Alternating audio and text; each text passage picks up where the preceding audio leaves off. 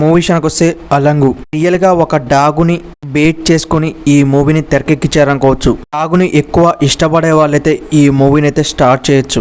అయితే అనుకున్నంత రేంజ్ లో అయితే ఉండదు కానీ జస్ట్ యావరేజ్ అనిపించింది. బేసిక్ స్టోరీలోకి వెళ్ళిపోతే ఒక రాజకీయ నాయకుల కూతురు డాగ్ అయితే కరిసిద్ది.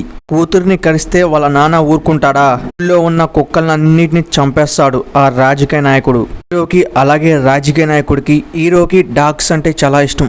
డాగ్స్ ని చంపే వాళ్ళంటే చాలా వరకు వాళ్ళని కొడదామనే చూస్తాడు హీరో.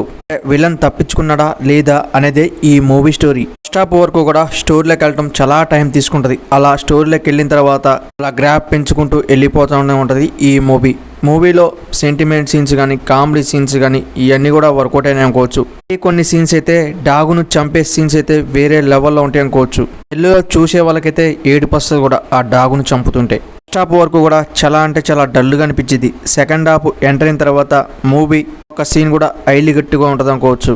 హీరో యాక్టింగ్ పర్లేదు అనిపించింది. సీన్స్ కూడా అక్కడక్కడ పర్లేదు అనిపించింది. ఈ మూవీకి మెయిన్ థింగ్ క్లైమాక్స్ సీన్. ఇలా ఉంటుందని ఎక్స్పెక్ట్ కూడా చేయం. అలాంటి సీన్స్ ఉంటాయి అనుకోవచ్చు. మూవీని అయితే ఫ్యామిలీతో 100% వాచింగ్ చేయొచ్చు. బ్యాడ్ లాంగ్వేజ్ అయితే ఏం లేదు. డాగ్స్ ని బాగా ఇష్టపడే వాళ్ళైతే ఈ మూవీని అయితే ఇప్పుడే స్టార్ట్ చేయండి. మీకు చాలా అంటే చాలా వర్కౌట్ అయింది ఈ మూవీ. ఈ మూవీ కావాలంటే ప్రైమ్ వీడియో దొరికింది, పోయి చూడండి. మన ఛానల్ ఒక లైక్ సబ్స్క్రైబ్ చేయండి. Please support me.